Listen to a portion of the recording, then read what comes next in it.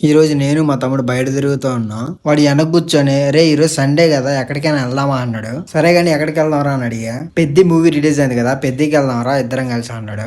ఇంకా నేనైతే ఎవరైనా నా దగ్గర అయితే డబ్బులు లేవరా అప్పుడు ఏంట్రా పరిస్థితి అన్నా. అప్పుడు మా శివగాడు ఏమన్నాడంటే ఎవరైనా నా దగ్గర 300 ఉన్నాయి సరే ఇద్దరం వెళ్దాం పారా అన్నాడు. ఇంకా నేనైతే మా మురళిగాడికి కాల్ చేసా ఎరా మాతో పాటు మూవీకి వస్తావా అని. ఇంకా మా మురళిగాడు అయితే ఎవరైనా నా దగ్గర కూడా డబ్బులు లేరు ఇప్పుడు ఏంట్రా పరిస్థితి అన్నాడు. ఏదో ఒకటి చేసి 150 రూపాయలు లేరా అని చెప్పా. వాడు కూడా ఏదో ఒకటి చేసి తీసుకొస్తా అని చెప్పాడు. ఇంకా వాడికి కాల్ చేసి ఎవరే పెద్ద మూవీ నైట్ 8:30కి రా అని చెప్పా. ఇంకా మేము వచ్చిన మూవీ థియేటర్ పేరు వచ్చి ముకుందన్. నేను మా శివగాడు అయితే ఈ థియేటర్ కి చాలా సార్లు వచ్చాం. ఇంకా నన్నేమో వీళ్ళిద్దరు బయట నిలబడి నన్నేమో టికెట్ల దగ్గర దోయేశారు. ఇంకా 2 టికెట్లు తీసుకురాగానే మా ఓడ హాయి చెప్తుంటే మురళిగాడు తెగ సిగ్గుపడిపోతున్నాడు. ఇంకా మేము వచ్చినప్పుడు ఈ హాల్ చాలా ఖాళీగా ఉంది. చూస్తే ఇప్పుడే ఫుల్ గా జనాలు వచ్చేసారు.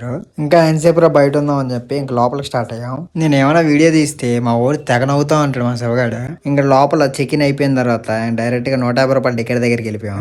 అరే ఇన్స్టాలో పెట్టుకునే దానికి ఏదైనా మంచి వీడియో తీయరా అంటే మా ఓడేమో ఐటమ్ సాంగ్స్ తీసాడు. నాకైతే సినిమా అయితే చాలా బాగా నచ్చింది. నేనైతే సెకండ్ టైం రావటం వీళ్ళతో. ఇంకా సినిమా అయిపోయిన తర్వాత నేనేమో బైక్ కోసం వెయిట్ చేస్తుంటే మా ఓడేమో ఫోన్ లో సొల్లేస్తా ఉన్నాడు. ఇంకా మా మురళిగాడు బండి తీసుకురాగానే ఇంకా రూమ్ కి స్టార్ట్ అయ్యా.